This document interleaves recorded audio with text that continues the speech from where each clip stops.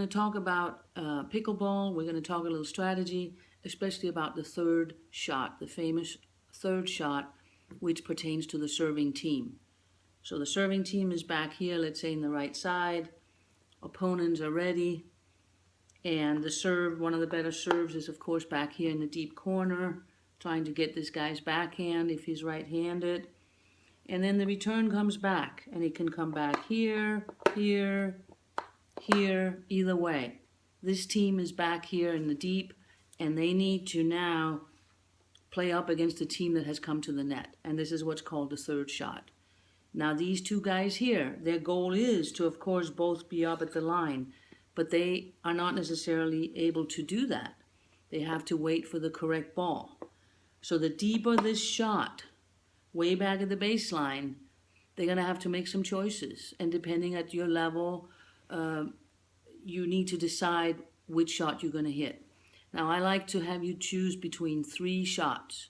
There's a lob, which is just to buy time. And if you lob it really high, and what you're trying to do is get one of these guys to move back just a little bit, they're going to hit an overhead. So what do you need to do if you lob? You need to stay back. I see a lot of people lobbing, and then they're starting to come in thinking they're going to take this ball out of the air and try and take them over. I don't think it's necessarily the smartest. Depends how good the lob is, but if this team here has a decent overhead, you need to stay back and try and defend that. You remember, you just lobbed it to buy some time. So they hit the overhead. The further back you are, when that overhead bounces, you may have a chance to hit a drive or another lob or a ball into the kitchen.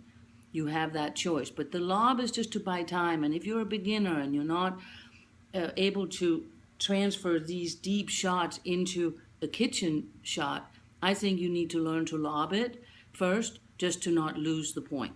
One of my main pet peeves is too many errors on the third shot. People are trying to go for too aggressive of a shot. So my way of playing, I want to play error-free on third shot. I want to get it in play.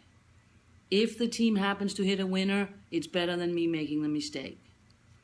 I'm serving, I got to try and score. And if the third shot is always a mistake, it's going to be side out really early. So one of the shots is the high lob. After a high lob, you're trying to make the team that's hitting the overhead hit in front of you with a bounce, and you're trying to run it down. And maybe on that shot, if it's shorter, you will have a chance to hit it into the kitchen. The kitchen is a dink shot. And that's a ball that's really low over the net and drops, so they can't hit down on it. They will have to hit up on it. The further back you are, the harder the kitchen is. So the more advanced players, they will hit it there because that's how good they are. But if you're not that good yet, a lob is a good one.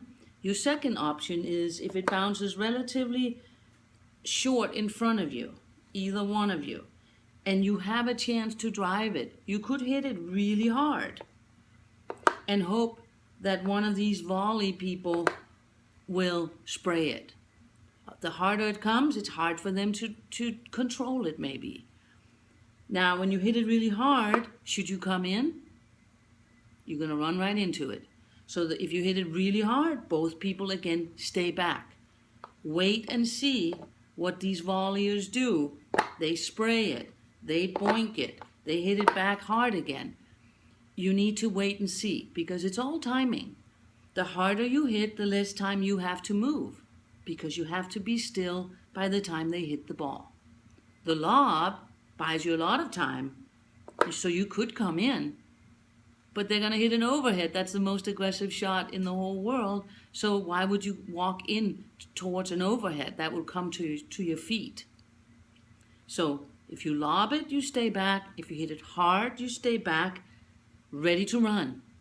Now the one shot where you are able to move forward is if you manage to hit a dink shot into the kitchen on your third shot. Then you can move up to probably about here, would be with the first time you'd have to stop. They're about to hit it. If they pop it up, you continue closing and you put that one away. If they hit a dink back, you move up to the line, and now the dink game is in place. And this is the goal. You're finally up here. But as a team, you need to see, here's the guy hitting a ball. Don't just go up here and not even think about what he's hitting. You're going to walk into trouble. So you stay back, you look at your partner. What is he more likely going to hit? And if he's going to drive it, stay back, but be ready to run. If he lobs it, hang back and be ready to defend with your partner. If he dinks it, be ready to move up forward with your partner.